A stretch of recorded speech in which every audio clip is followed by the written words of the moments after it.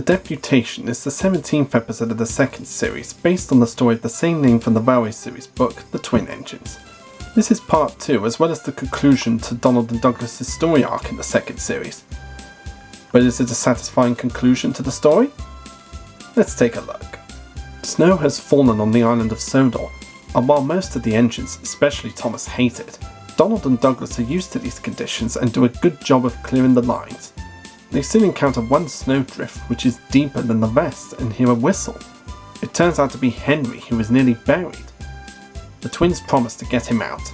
Henry is rescued and soon returns to the shed, but both Donald and Douglas are upset.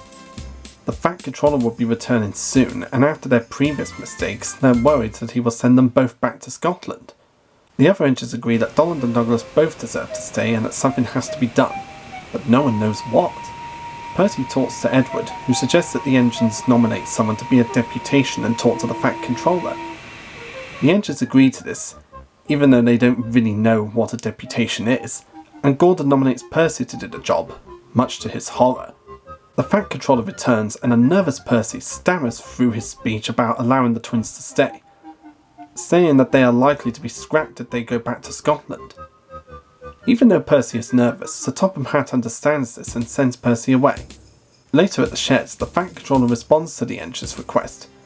He begins by telling them that although he understands their feelings, he does not appreciate them interfering with his plans.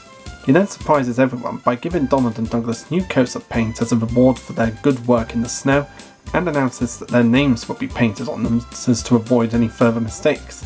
The engines realise that the Fat Controller is allowing both of them to stay and drown out the rest of his speech with cheers and happy whistles. The Deputation is the first winter snow-themed episode for the second series, and it's another one that I really enjoy watching every time I put the DVD on, especially around Christmas time. Because as I mentioned before, I love the snow, and the snow-themed episodes for Thomas and Friends is usually the best ones in my opinion. It just brings back a lot of childhood memories of me playing in the snow. And I love the way Gordon and James briefly recap what happened to Donald and Douglas in the previous episode. A lot of nonsense about a broken signal box, grumbled Gordon. That spiteful brake van too, put in James. Good riddance, that's what I say. Like Duck's recap of Dirty Work, it's short, sweet and straight to the point. And it's super hilarious in the many ways the engines say deputation wrongly. I don't know if anyone's done it yet on YouTube, but you can make a combination video of every time they say the word wrong. Devastation, desperation, disputation, desperation. The Fat Controller pondered. Do you mean a deputation? Classic stuff. And we once again get a great panning shot of the engines thinking of who to nominate to be the deputation. I love how there's a huge silence in that, just giving us time to watch the engines' thinking faces and to hear Mike O'Donnell and Junior Campbell's great music.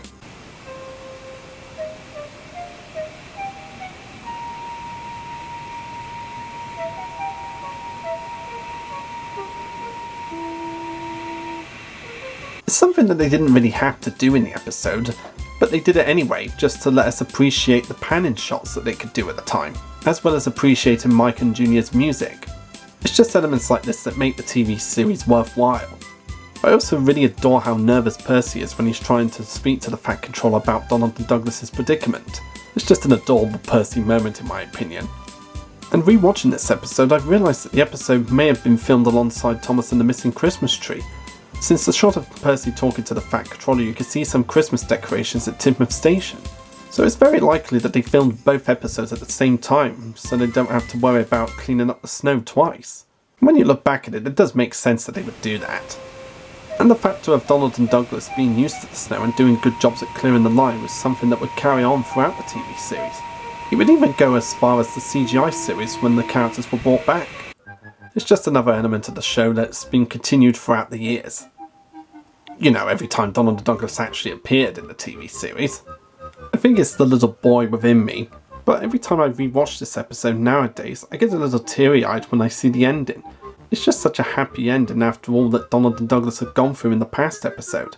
And even though I've seen it multiple times, especially rewatching it just for the review series this year, I still get a little teary-eyed when I see the engines whistle and cheer in excitement that the twins are staying. It just has a great effect on me. In my opinion, the Deputation is a wholesome conclusion to Donald and Douglas' story arc in this series. And it's one of the best snow-related episodes in the TV series as well in my opinion.